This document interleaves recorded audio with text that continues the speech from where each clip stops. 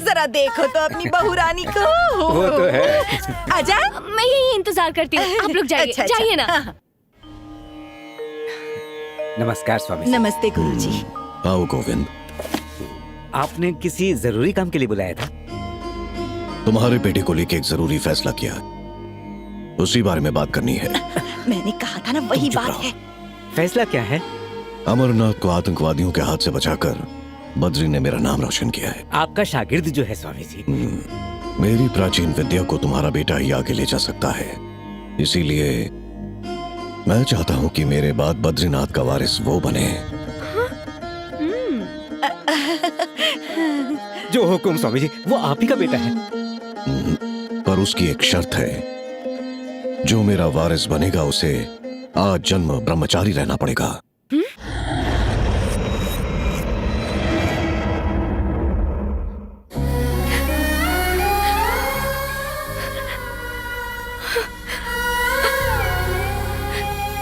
मतलब मेरा बेटा शादी नहीं कर सकता? कभी नहीं कर सकता।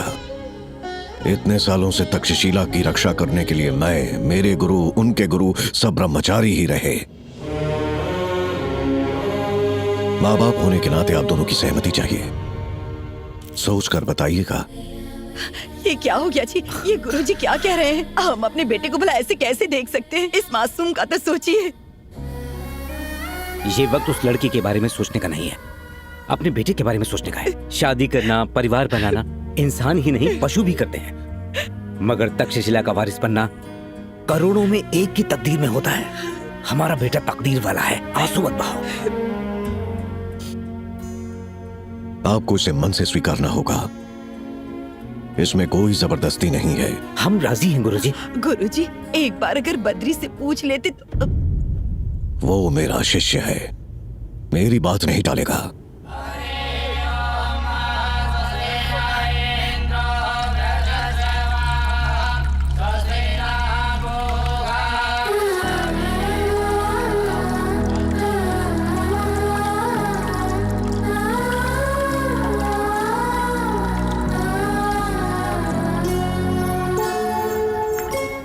अलकनंदा, अलकनंदा,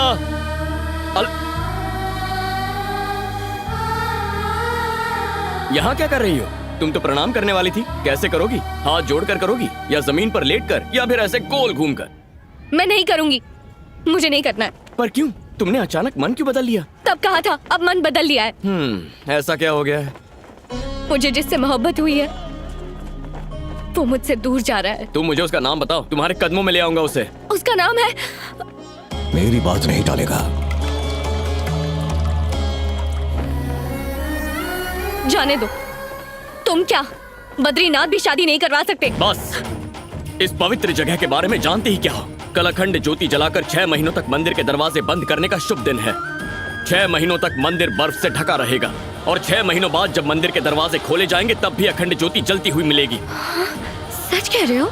बिल्कुल, हमारी धरती पर भगवान के होने का यही सबूत है। इसीलिए पूरी दुनिया माथा टेकने बद्रीनाथ मंदिर आती है।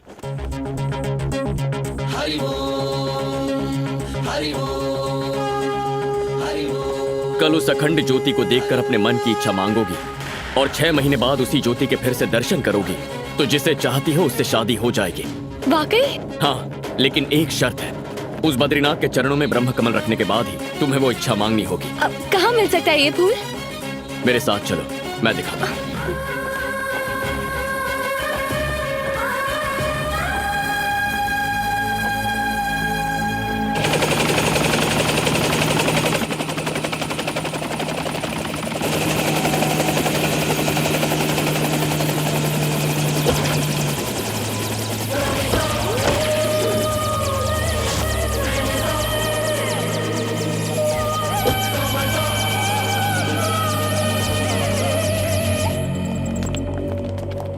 नमस्ते सरकार।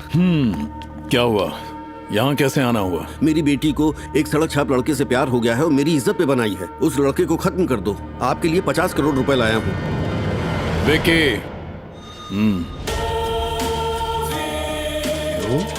ध्यान से सुन मिनिस्टर, आज तक मैंने तेरे लिए बहुत कुछ किया, गरीबों को बस्ती से हटाकर तेरे नाम जमीन करवाई। तुझे हुकूमत चाहिए थी दिलवाई, पर तुम भले ही अपनी जायदाद दे दो, लेकिन प्यार के मामले में मैं हाथ नहीं डालता। नमस्ते सरकार। तुम्हारे पति के अंतिम संस्कार में नहीं आ पाया, उसके लिए माफ करना। अच्छा, तो तुम मुझे बताओ, इन अस्थियों को तुम कहां विसर्जन करना चाहती हो? मैं इंतजाम करवा देता हूं।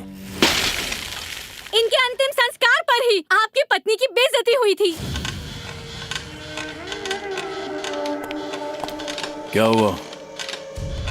आपने अपने ही शादी के मंडप से भागकर अपने पिता को बेइज्जत किया था, फिर आप मुझे क्या इज्जत देंगी? जब तक मेरी सांसें चल रही हैं, तब तक मेरे मुंह से सासू माँ लफ्ज नहीं सुन सकती। उसे खत्म कर दूं? उसे खत्म करने के लिए मुझे तुम्हारा इंतजार करना पड़ेगा क्या?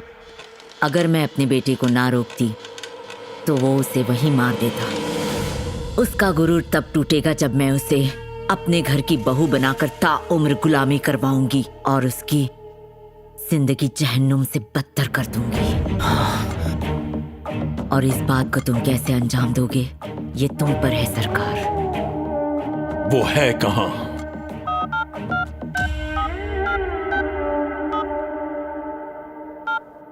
Hello, Babban speaking from here. Alaknanda कहाँ है? यहाँ बद्रीनाथ में एक बद्री नाम का लड़का है। अलकनंदा को उससे क्या मतलब? अलकनंदा को उससे प्यार हो गया है। वो है कौन? उस लड़के के बारे में ज्यादा जानने के लिए 15 नवंबर का न्यूज़पेपर और मैगजीन देखें, बस वही दिखेगा।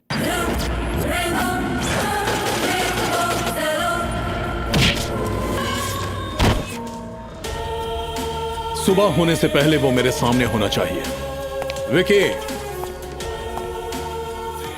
इस दुनिया में सबसे ताकतवर चीज क्या है? पैसा, पावर और राजनीति? नहीं, मोहब्बत। आज तक हमने जितने भी जुर्म किए, पैसे के लिए किए, पावर के लिए किए, लेकिन पहली बार प्यार का सामना हो रहा है। मोहब्बत की ताकत का अंदाजा नहीं है तुम्हें? तख्तो ताज, सल्तनत सब बर्बाद हो गई। बद्री को खत्म करो और उसके बाद यह कंफर्म करना कि वो मरा है या नहीं। जिस्म को देखकर नहीं, धड़कन को देखकर। अगर वो जिंदा बचा तो अलकनंदा को लेकर मत आना। जाओ। ठीक है डैड। बद्री, यहाँ जानवर रहते हैं क्या? हाँ, बहुत रहते हैं। वैसे तो मुझे किसी भी जानवर का खौफ नहीं, लेकिन तुम्हारे कहने से जाते हैं ना? मेरे कहने से जाने के लिए मंदिर के हाथी नहीं है, ये जंगली जानवर है। क्या नहीं, सवाल बहुत हुए, अब चलो। जरा संभल के, यहाँ गिरी तो चेहरे का नक्शा बिगड़ जाएगा। रुको, मैं क्यों डरूं? तुम मेरे साथ हो ना। ओफो, ये फूल बगीचे में नहीं खिल सकता था क्या? मुश्किल तुमने अब देखी कहाँ है, चलो। इससे भी बड़ी मुश्किल है, कितने मुझसे नखरे शायद करोगी? नहीं होगा। जल्दी करो। रुको ना। इतनी जल्दी हार गई? प्यार को हासिल करना है ना तो चलना पड़ेगा। और कितना चलना पड़ेगा? जिंदगी में पहली बार इतना लंबा सफर तय किया है, वो भी बिना चप्पलों के, ऊपर से साड़ी भी पहनी है, और तुम मुझे पूरा जंगल घुमा रहे हो। मुझसे नहीं तो प्रेम होगा। कहानी अधूरी रहेगी। अपने प्यार को भूल जाओ।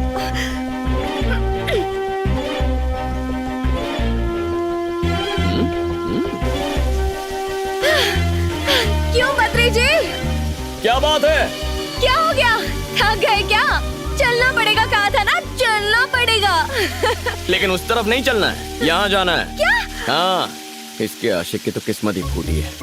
जरा संभल के, यहाँ सांप होते हैं। और कितना डराओगे? बाबा सुनिए। बोलो बद्री, वहाँ ब्रह्म कमल है क्या? वहाँ नहीं है, तुम्हें नीलकंठ पहाड़ के उस पार जाना होगा। ये गई काम से, चलो। अब बद्री, एक तरकीब है, उसे कहो जाकर फूल ले आए, और फिर मैं अपने हाथ से चढ़ा दूंगी, ठीक है ना? भूख लगेगी तो अपना खाना खाओगी या किसी और का छीनोगी? मोहब्बत तुम्हारी है, शादी तुम्हें करनी है, तो फूल भी तुम्हें ही तोड़ना और तुम्हें ही लगाना है।